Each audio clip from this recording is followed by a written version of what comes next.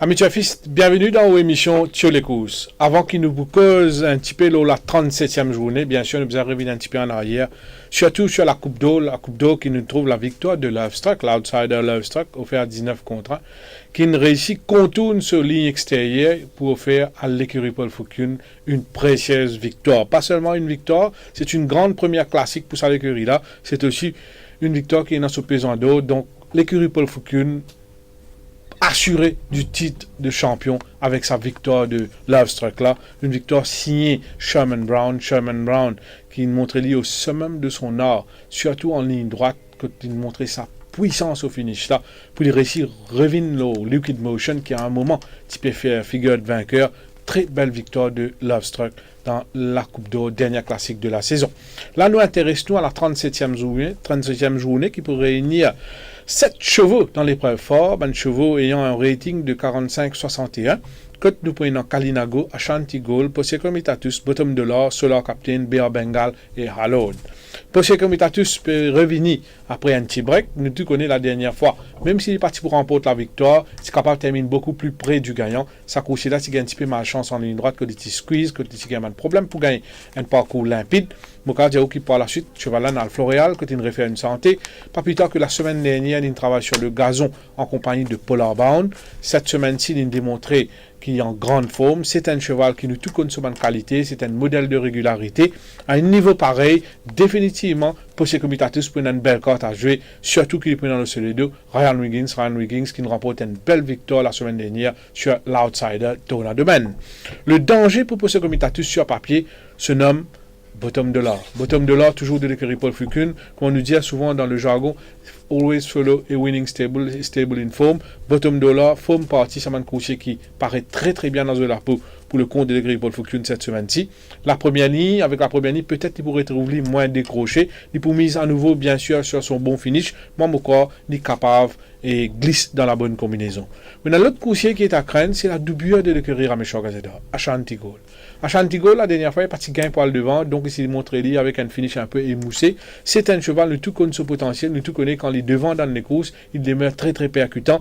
Et Ashanti Gold, avec la remise de Niven Mardé, il déjà remporte la victoire de sa coursier là, il connaît coursier là très très bien. Moi, mon corps, Ashanti Gold, si nous laissions tranquille devant, il pour présente, il avec une chance outsider dans les courses. Donc, le cheval à battre demeure le 3. Posse Comitatus, Ashanti Gold et Bottom Dollar pour le top free. La première course sur 1365 mètres concernant les chevaux ayant un rating de 25-0. La première course, c'est un cheval qui paraît le meilleur du lot sur papier, bien sûr. Je répète, dans ma division pareille, j'amène une incertitude, peut-être, et dans ma winning chances, mais pas pour avancement pour dire certitude. Yodamen, le papier représente un gros morceau. C'est un cheval qui part avec d'excellentes chances. La dernière fois, Yodamen tient dans ce ligne extérieur contre lui. Donc, il gagne un parcours un peu difficile, mais quand même, ça n'est pas si démérité que de tirer faire pas mal de terrain en ligne droite pour les mener pas loin du vainqueur. Yodamen devint l'avantage qu'il est prenant, c'est sa première ligne là, et couché là, mon cardio au niveau de ces conditions irréprochables. La semaine dernière, nous trouvons travail en compagnie de Lovestruck sur le gazon. Cette semaine-ci, nous réalisons un galop en compagnie de Dicta Tiger et un autre coursier, et un galop à 3. Côté démontre une belle aisance, ici dans Sherman Brown de ce les deux. Il n'y a pas de faussement de talent lors de ce galop-là. C'est à l'intérieur de ces deux coursiers-là, mais ici, montrez-lui bien facile. Il travaille avec beaucoup d'aisance. Il affiche une condition superbe. Moi, je pense avec sa première ligne là, Yodamen, c'est le favori logique.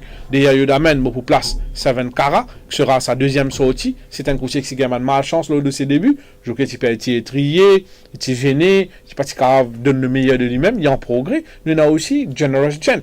Last time out, le vainqueur. Il est offert à 79 contre 1, il est sur place d'opposition. Il garde ce forme après un séjour à Floréal. Et nous attendons qu'il est confirmé, il est capable de faire une bonne course. La deuxième course, mon poil pour Laudal. Laudal, récent vainqueur, qui peut monter de classe cette fois-ci, certes, mais qui est toujours dans une superbe forme. Connaît le 1000 mètres, la ligne très déterminante.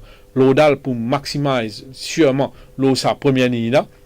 Et toujours très très bien. Du point d'adoption, soit le devant, soit celui proche du pas, il demeure le cheval à battre sur papier. Les dangers sont Smithen qui est toujours régulier, sauf que la dernière fois, il fait des courses quelconques, mais Coursier-là bien travaille, il réalise 2 galops en solitaire, qui est vraiment correct. Moi, je pense dans un bon jour, Smithen capable de bien faire. Et à la 3e place, je mets un autre coursier, c'est To Be a Star, qui peut-être, avec la remise de Niven Mardy, 52,5 kg, 3e ligne, n'est capable de placer, mais le cheval à battre demeure Laudal. La 3e course sur 1850 mètres. On parle pas d'une victoire de New Star. New Star, il a battu avec un bon coursier ces derniers temps. C'est un coursier qui peut jouer un peu de la malchance. Il les a remporté une victoire sur la selle de Rajurawan, mais il n'est pas démérité lors de ces 3 sorties par la suite. Il tombe sur plus fort, il a de malchance en course. Mon cas, j'ai coursier là, à ce niveau, en l'absence de Stan, m'a connu de bonnes chances. Il prend dans le soleil de Jean 010. Derrière lui, pour place Mighty Lion, s'il y a le devant, il est capable d'essayer de pied sur un adversaire. Et Salute de Saint, qui peut en ligne loin de 1850 mètres. Salute de Saint, si vous regardez bien ce fiche, c'est un coursier assez régulier. C'est un coursier qui, dans un bon jour, il est capable d'émerger, il est capable de bien faire. La 4e course, sur 1400 mètres, nous prenons 8 chevaux qui pour mesurer dans une classe 41-25. Elusive Love, le récent vainqueur, in God's forme, coursier là, prenant le soleil de Dinesh Soufoul, prenant la 3e ligne, donc il n'y a pas pour gagner de problème pour gagner un bon placement, vu qu'il y a 2 chevaux lents à son intérieur, à savoir Constellation et Sylvester, avec une 3e ligne, ça c'est sûr, il est capable de sortir, gagner un bon placement et faire preuve de son finish percutant. Pour pas prendre une victoire de Elusive Love, derrière lui, pour place Call of Courage, qui malgré les courses difficiles la dernière fois, pas si démérité, il s'y prend une bonne 3e place. Et il y a aussi Acapella, qui pour mettre un tongue taille à nouveau, sans oublier les viseurs, couché là apparaît bien dans la peau, avec une 4e ligne, il est capable de faire preuve d'un bon finish et glisse dans la bonne combinaison. La 5e course, sur 1500 mètres, pour réunir 9 chevaux. C'est une course bien intéressante, avec plusieurs chevaux qui se tiennent d'assez près, un coursier, une course que un coursier capable d'une lutte assez serrée avec des chevaux, des prétendants comme Western Jet, nous avons Forest Panther, nous avons Nordic Warrior, nous avons même Unbridled Joy, le récent vainqueur. Nordic Warrior, cette fois-ci, c'est un véritable test case. Le désavantage pour Nordic Warrior, cette fois-ci, c'est sa ligne extérieure, oui, mais aussi les chevaux rapides à son intérieur. Avec la présence de Liam, Unbridled Joy et même Ishtikar à son intérieur, est-ce qu'il pour gagner le loisir impose le pas? C'est la première question qu'il nous pose. Qui pousse au rendement, qui pousse à l'efficacité, si jamais il opte pour une course d'attente? Deuxième question qu'il nous pose. Mais au niveau préparation, au niveau forme, nous avons qui Nordic Warrior toujours en excellente forme. Mais tout peut dépendre des circonstances cette fois-ci. Il paraît qu'il au papier, il ne peut pas gagner les courses aussi faciles. Donc la prudence est de mise à l'égard de Nordic Warrior. Les dangers pour Nordic Warrior sont, encore une fois, Mobilier Forest Panther reste sur 2 deuxièmes places, très malchanceux lors de ces 2 défaites. Là, son entraîneur puis en ligne avec les Binkers pour la première fois. Peut-être ça capable de jouer dans sa faveur. Peut-être son entraîneur CNI mieux. Cet équipement-là qui a aidé mieux concentré dans les courses. Forest Panther capable de bénéficier d'un bon pas cette fois-ci. Il capable goût de succès. Couché là toujours très très bien. Et nous avons aussi Western Jet très malchanceux la dernière fois. Peut-être si ce jockey tu prends la bonne initiative à 400 mètres de l'arrivée, il est capable même goût au succès. Western Jet toujours. Quand un chrono qu'il réalisait à l'entraînement toujours spectaculaire, pas plus tard que Martin réalise un excellent chrono avec aisance, couché là, 1500 mètres idéal, prenant pas dans les courses, ni capable lui aussi bien faire. Mes top fruits dans cette course sont Forest Panther, Western Jet et Nordic Warrior. La 7e course qui pourrait réunir seulement 6 chevaux. Dans cette course, vous remarquez qu'il y a seulement 2 chevaux qui paraissent assez rapides au départ. Nous avons Always Flirting et Mountain Thunder. Nous avons aussi dans les courses un lot de finisseurs. Nous avons Nothing Compares, le récent vainqueur. Nous tous connaissons quand Nothing Compares, il gagne la dernière fois, les courses, il lancé sur des bases élevées. Peut-être qu'il ne va pas vous bénéficier même circonstances cette fois-ci, mais il a tous les atouts pour les placer. Nous avons Ruby King, qui donne forme sublime. Mardi, il réalise un super galop, que vraiment, ici, très impressionnant. Ruby King, nous tous connaissons la forme de l'écurie Merveille en ce moment, nous tous connaissons le moral de Cédric Ségion qui est d'ailleurs en tête au classement des jockeys. Ruby King qui permet à Cédric Ségion de remporter une autre victoire. L'au papier, il paraît être la meilleure chance de Cédric Ségion. Pour pas prendre une victoire de Ruby King, à la 2e place pour mettre Always Flirting. Si jamais il est capable à le devant, il est capable de bien faire, mais tout dépendra des circonstances, tout dépendra aussi de la tactique de Mountain Thunder, d'oublier de l'écurie Merveille. Et à la 3e place, pour mettre Al Romanov, et qui la dernière fois, nous connaissons tiré retourné avec du sang dans ce trachet. Coucher là, il a fait un séjour à Faubac, il est retourné en pleine forme, il est capable de bien faire. C'est un coucher très valable à ce niveau. La 8e course, vous parlez pas de victoire du représentant de l'écurie Roussette, Aspen Emperor. Aspen Emperor, c'est un coucher qui nous a remporté 2 victoires en début de saison. S'il y a un petit pépin au niveau de ce boulet par la suite, il est bien récupéré, il prend une bonne 4e place la dernière fois. Coucher là, il continue bien travail, très patiemment entraîné ces derniers temps. Si mon basement le forme affiché à l'entraînement, on parle pas de victoire d'Aspen Emperor. Mais moi respecter énormément de coucher, c'est Divine Crusader. Qui fait Divine Crusader, connaît la dernière fois Divine Crusader, c'était le gagnant moral de Salegousa. Il s'est gêné sévèrement à 400 mètres de l'arrivée, il perd son position. Ce jour-là, il a même failli chuter. Et par le manœuvre de Richard Mellon, si on va tomber, c'était sur Domani.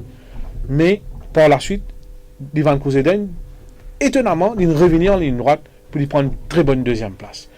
L'autre sorti là, si nous basons sa performance, si vous regardez bien le cadre de cette journée, vous trouvez qu'il Divine Crusader avec une première ligne, il est capable d'essayer à devant et ses pieds sur l'adversaire. Coucher là bien dans ce lapo, moi je dis une bonne chance de succès. Et bien sûr, je respecte énormément Kula qui partit démérité la dernière fois quand il prend la 3e place. Vous connaissez, il peut retourner après un petit pépin. Il est saigné, mais il est parti démérité, parti loin de la vérité. Sur 1600 mètres, dans la classe 30-46, Kula pour présenter avec bonne chance légitime. Mais dans la dernière, on parle de victoire d'Aspen Emperor. Le papier, vous remarquez qu'il y a plusieurs chevaux qui sont favoris, qui paraissent dans une bonne chance. Peut-être ce sera une journée réservée aux favoris. Low card, à première vue, pour bien content Yodamen. Et moi, j'ai de bonnes chances aussi à Ruby King de l'écurie Mervin. Et mes value bets sont, il y a New Star, Elusive Love et Forest Panther. Nous pouvons venir avec plus de détails dans l'émission Turf Plus, avec toute l'équipe que nous pouvons analyser, toutes les courses sur le programme. Nous pouvons donner une training news. Nous pouvons aussi peut-être l'intervention de quelques invités. Et nous donner aussi, pas oublier ce petit défi Turf que nous pouvons venir avec en détail avec le training. Nous pouvons avoir une interview, une avoir les peps, une analyse de toutes les courses, sans oublier bien sûr nos top shots, nos training stars et nos outsiders. Sur ce, nous disons merci et à la semaine prochaine.